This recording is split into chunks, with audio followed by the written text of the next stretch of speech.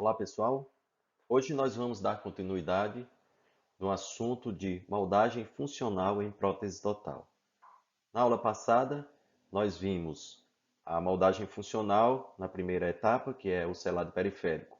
Hoje nós vamos ver sobre moldagem da superfície de apoio, ou área chapeável. Então, estando a primeira parte concluída, a parte do selado periférico, nós vamos partir para a moldagem da superfície de apoio da prótese. Então, a moldagem funcional em prótese total, ela pode ser classificada em três tipos: a compressiva, a não compressiva e a de compressão seletiva.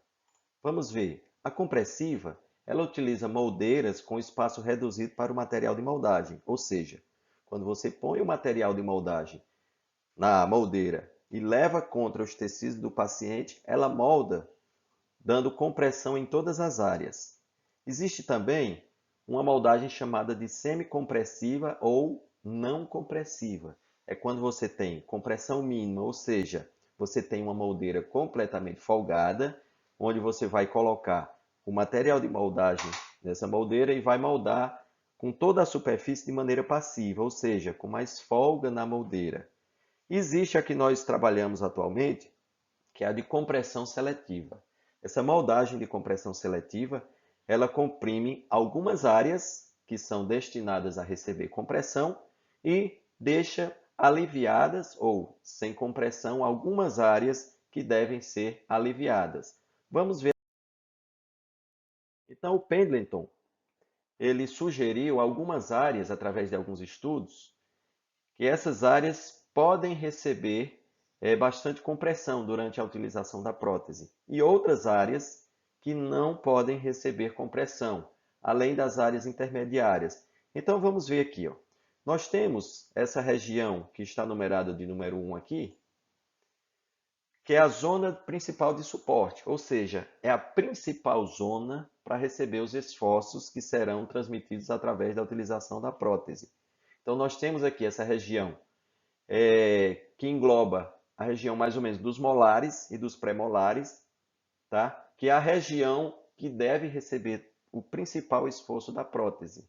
Nós temos também a zona secundária de suporte. É uma zona também que pega do rebordo e aí essa vertente que vai em direção ao palato, que está numerada aqui como número 2. É uma zona também que suporta forças sem sofrer danos e pode ser também utilizada sob compressão através da utilização das próteses. Temos também a zona de número 3, que é essa que está na posterior, que é a zona de vedamento periférico posterior. É uma zona que tem como especialidade apenas o vedamento posterior. Esse vedamento ele é importante por conta de que todo ar que vem sobre compressão através do espirro, da fala, de assoprar, qualquer movimento que seja mais brusco com o ar, normalmente a direção principal é orofaringe em direção à boca. Então você precisa ter um selado nessa região mais efetivo para evitar o deslocamento da prótese. Existe também essa zona de número 4, que nós chamamos zona de alívio da força de oclusão. Quando nós vamos confeccionar nossa moldeira individual, nessa região que nós chamamos de pré-maxila, a gente faz um alívio nessa moldeira para que ela fique mais folgada nessa região e quando formos moldar, ela vai moldar de maneira mais aliviada. E isso é transmitido futuramente para a prótese, que ela vai trabalhar na boca tendo um alívio maior nessa região. Então, essa região aí é chamada de alívio de força de oclusão, zona de alívio de força de oclusão. Existe ainda essa região mais periférica, que é simplesmente uma região de selado, para evitar a entrada de ar. Vamos compreender como é que funciona a moldagem para se produzir uma prótese que exerça forças maiores em uma região e forças menores em outra região, já que eu tenho o mesmo objeto apoiado sobre a mucosa bucal. Bom, feito aqui um esquema, eu estou considerando desenho aqui como sendo a mucosa bucal. Perceba que é apenas um desenho esquemático. Quando nós confeccionamos a moldeira individual, lembre-se que nós fizemos algumas áreas que são cobertas com cera. Na maxila nós temos a região de pré-maxila, coberta por essa cera, e na mandíbula nós temos a crista do rebordo, tá? Também coberto por essa cera. Agora perceba que toda a moldeira, seja a parte de resina, seja a parte de cera, ela está completamente apoiada sobre os tecidos da mucosa bucal. Imagine você que eu vou retirar essa cera. Então perceba que quando eu removo essa cera, algumas regiões da moldeira vão estar em contato com a mucosa e a região de onde eu tirei a cera não está em contato com essa mucosa. Então, compreenda que se eu pressionar essa moldeira contra os tecidos, eu vou ter compressão nessas áreas de contato, que no caso aqui as laterais, elas vão estar apoiadas já na mucosa e a região onde eu retirei a cera não exerce compressão. Quando eu ponho material de moldagem sobre essa moldeira e levo essa moldeira contra os tecidos da mucosa, o que vai ocorrer? As regiões onde a moldeira já tocava a mucosa vão exercer uma compressão um pouco maior, fazendo com que haja uma intrusão desse tecido, ou seja, esse tecido vai ser pressionado para dentro. O que vai resultar, na verdade, é que em algumas regiões eu vou ter essa mucosa intruída e nas regiões onde a moldeira era mais folgada, por exemplo, naquela região onde havia cera, eu vou ter uma compressão menor.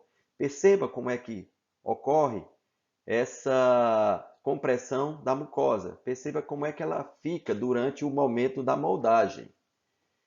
E isso aí, após a presa do material, nós vamos ter que o mesmo formato que ficou essa mucosa, nós teremos no modelo de gesso. Então, tirei o molde da boca do paciente, quando eu preencher com gesso, o formato da anatomia desse gesso é equivalente ao formato de que houve na boca do paciente durante o procedimento de moldagem. Perceba que onde houve uma maior compressão, eu tenho como se fosse a intrusão desses tecidos. E onde houve uma menor compressão, eu tenho como se fosse uma moldagem mais relaxada, mais passiva. Então, levando em consideração que a prótese será confeccionada sobre esse modelo de gesso, nós teremos a seguinte situação. O modelo de gesso vai servir de base para a confecção dessa prótese. E aí eu fiz também aqui um esquema de prótese. Essa prótese vai ser confeccionada segundo aquele modelo que eu tenho de gesso. Imagine que agora eu tenho uma prótese que adapta perfeitamente, seguindo o formato do modelo de gesso que eu obtive através da moldagem. Perceba que em algumas regiões eu vou ter uma compressão maior quando eu for utilizar essa prótese sobre a mucosa do meu paciente. Então, quando eu levar essa prótese até a mucosa bucal do meu paciente, nós teremos que, logicamente, algumas regiões receberão uma maior compressão e outras maior compressão. Então, veja, lateralmente uma maior compressão. E naquela região onde eu havia colocado o espaçador de cera 7, eu tenho uma compressão menor. E é assim que nós obedecemos aos princípios postados por Pendleton, de que nós devemos trabalhar com moldagem de compressão seletiva, respeitando a qualidade dos tecidos da boca. Lembrando que algumas regiões são próprias para maiores esforços, como a região de número 1 e a região de número 2, de ambos os lados, e outras regiões, como a região de número 4, deve ser preservada desse esforço. Então, quando eu moldo uma determinada região com uma compressão maior, eu também vou ter essa compressão transmitida para a prótese durante a sua utilização, ou seja, transmitida através da compressão da prótese sobre esses tecidos. temos algo de um desenho até mais simples. Se você observar essa região de azul, é uma região de esforço, ou seja, uma região que é preparada para receber esforços da prótese. Já a região cinza, que está aqui ao redor, essa região chuviscada, é uma região de vedamento periférico, ou seja, é uma região que é própria para manter o vedamento da prótese.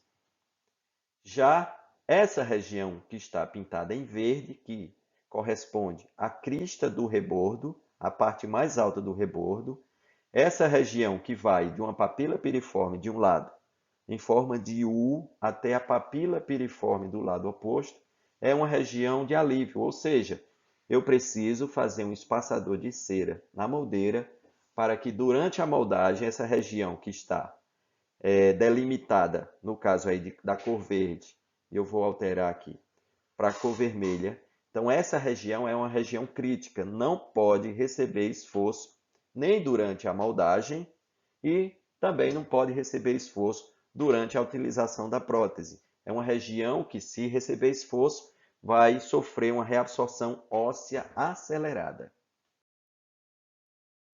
Vamos acompanhar esse vídeo aqui sobre a moldagem da superfície de apoio.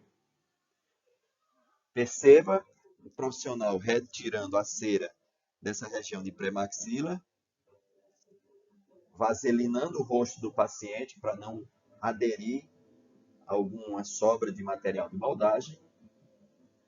E aí ele vai levar essa moldeira já carregada com o material para a boca do paciente. Faz os repuxos do tecido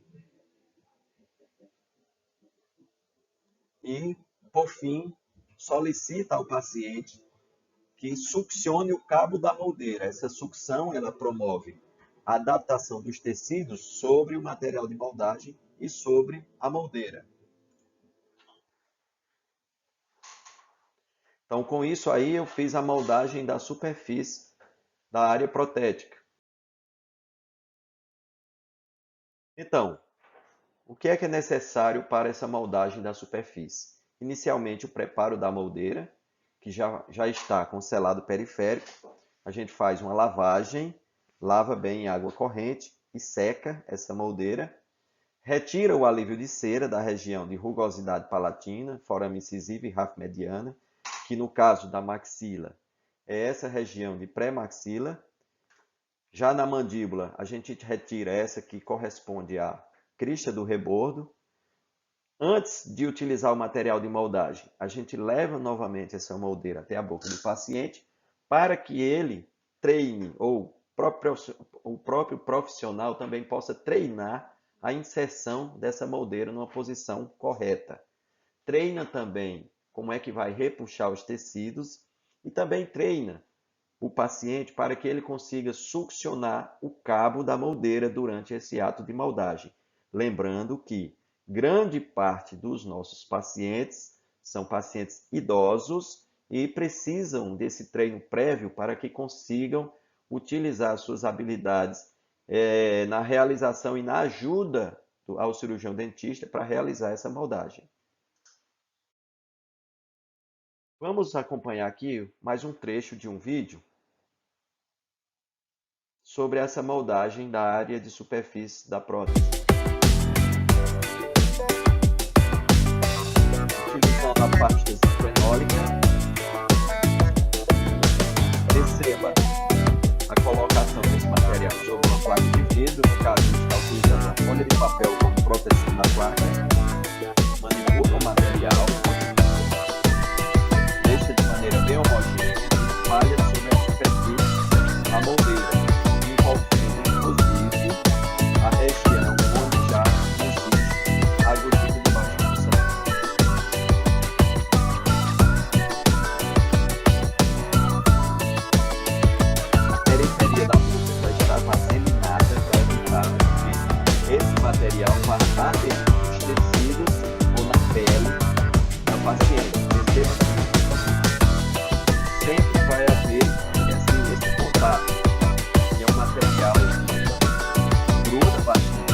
Aí, por isso, a gente vaselina o rosto do paciente antes de realizar essa moldagem.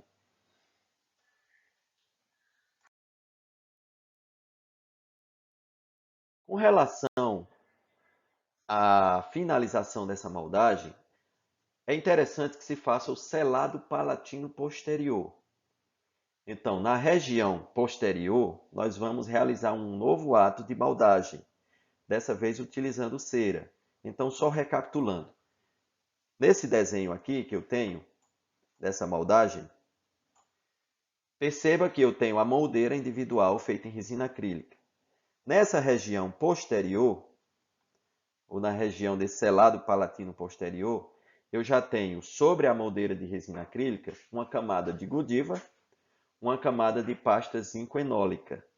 Agora nós vamos delimitar uma área. Vendo a parte posterior das tuberosidades, eu vou dividir cada uma dessas áreas ao meio, através desse esquema aí, com essa linha preta desenhada. Disso aí eu meço uma distância para o meio, ou para a rafo palatina, essa parte central do palato. E, partindo da linha preta para essa linha cor-de-rosa, eu vou colocar meia lua, ou ceras em formato de meia lua, e levar essa moldeira novamente à boca do paciente. Lembrando que essa cera pode ser uma cera especial chamada cera para moldagem, mas pode ser também uma cera 7. Faz um recorte, um pequeno recorte em cera 7, aquece essa cera 7 com espátula 7 aquecida e leva novamente à boca do paciente. Então, esse espaço que foi moldado aí, ele vai estar sobre palato mole. Então, eu só tenho condições de trabalhar com esse tipo de selado palatino posterior quando eu tenho um palato plano ou próximo do plano, onde eu tenho uma extensão ou possa utilizar uma extensão da prótese além de palato duro. Tá? E aí, essa cera a mais sobre já os materiais que já existiam vai nos dar uma compressão a mais nessa região. Lembrando que essa compressão a mais só pode ocorrer sobre palato mole, onde eu não tenho um osso subjacente. Se o palato é curvo e a prótese termina muito próximo de palato duro, se eu realizar esse selado, nós vamos ter uma compressão sobre mucosa que está apoiada em osso. Isso aí gera isquemia e gera necrose e ulceração. Então, nós não podemos usar esse tipo de procedimento. Então, para isso, a gente pode realizar o seguinte, ó. Duas meia-lua em cera 7 são colocadas sobre a parte posterior. Você aquece uma espátula 7, plastifica essa cera que está naquela região, deixa ela amolecida e leva em compressão na boca do paciente. Isso aí vai realizar uma espécie de uma moldagem complementar do selado palatino posterior, através de uma compressão um pouco mais elevada nessa região, para favorecer esse vedamento palatino posterior de maneira mais efetiva. Então veja bem, após comprimida, perceba que nessa região posterior vai resultar um excesso de cera que saiu de dentro da moldeira.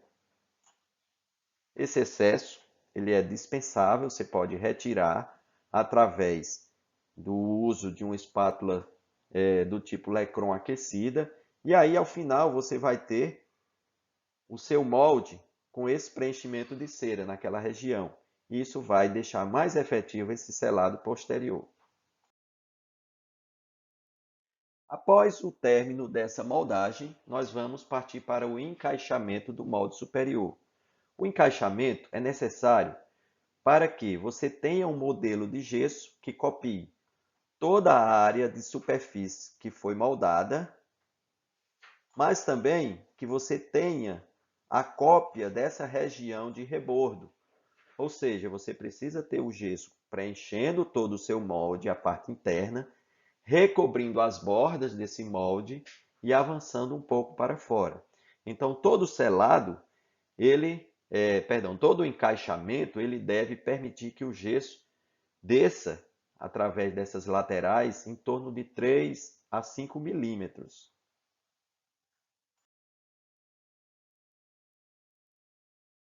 Então, vamos começar um vídeo demonstrando como é que esse encaixamento ou encaixotamento deve ser realizado.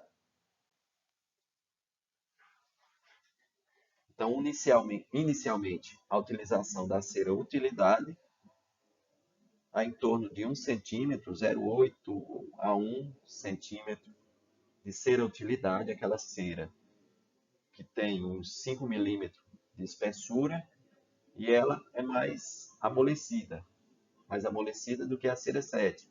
Também ela é mais pegajosa. Então faz uma borda ao redor do molde, sendo que essa base vai ficar em torno de 5 milímetros abaixo da borda. Une essa cera ao molde utilizando uma espátula quente e a própria cera vai aderir à moldeira. Então faz em toda a periferia.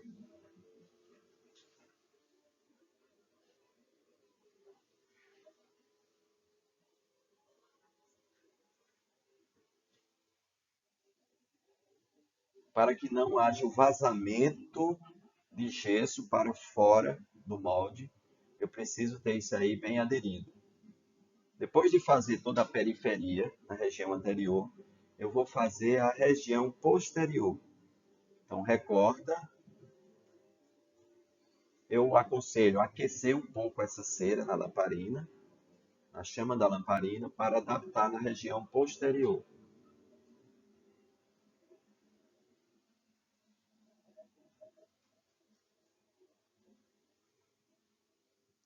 Fixa essa cera sobre o molde.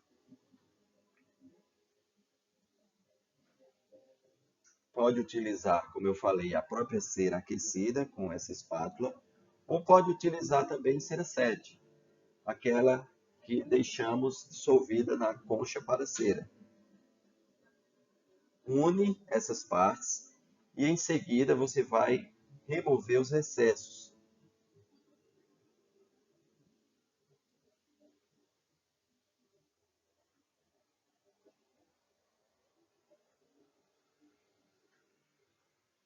Então, com a espátula aquecida, você remove os excessos. Lembrando que essa borda vai ter em torno de 1 centímetro ao redor de todo o molde. Em seguida, o profissional que confeccionou o vídeo, ele utiliza uma faixa de cartolina. Essa faixa de cartolina pode ser fixada utilizando cera na sua base lá embaixo, mas ela é fechada com uma fita adesiva. Fecha com a fita adesiva e veda a parte inferior com a própria cera. No lugar, ou ao invés de utilizar a cartolina, também é possível utilizar uma faixa de cera 7. Então você divide a cera 7 ao meio e dá uma volta completa, utilizando cada metade dessa cera 7, dessa metade de placa de cera 7. Em seguida, é fazer o preenchimento com gesso. Perceba que fica mais fácil. Põe o molde sobre o vibrador, vai preenchendo e esse gesso vai se adaptar dentro dessa caixa. Por isso que chamamos encaixamento. Usa sempre o vibrador para gesso para eliminar as bolhas de ar que possam ocorrer dentro do gesso. Então, só concluindo a explicação, você vai adaptar uma tira de cera utilidade de aproximadamente 0,8 a 1 centímetro de largura, ficando 3 milímetros abaixo da borda externa do molde, em todo o seu contorno. Na região posterior, você também vai colocar essa faixa de cera e contornar essa base através de paredes confeccionadas ou em cartolina ou em cera 7. Em seguida, é só vazar o gesso, ou fazer o envasamento, o envase, com gesso, utilizando o vibrador. Ao final, você vai ter algo com esse aspecto, um encaixamento totalmente preenchido com gesso. E só lembrando que para remover tudo, utilizar água quente. Por quê? Porque nós temos materiais anelásticos. A Godiva não tem elasticidade, a pasta zinco-enólica também não tem elasticidade.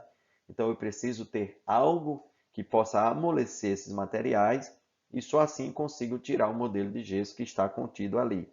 Para tanto, nós vamos mergulhar esse conjunto em água aquecida, pode ser uma panela com água fervente, deixo ali 2 ou 3 minutos, removo com a ajuda de pinças e luvas, evitando queimar as mãos, e retiro o modelo de gesso de dentro do molde. Esse molde acaba se desfazendo. Grato pela atenção. Qualquer dúvida pode nos contactar através das redes sociais. Até mais.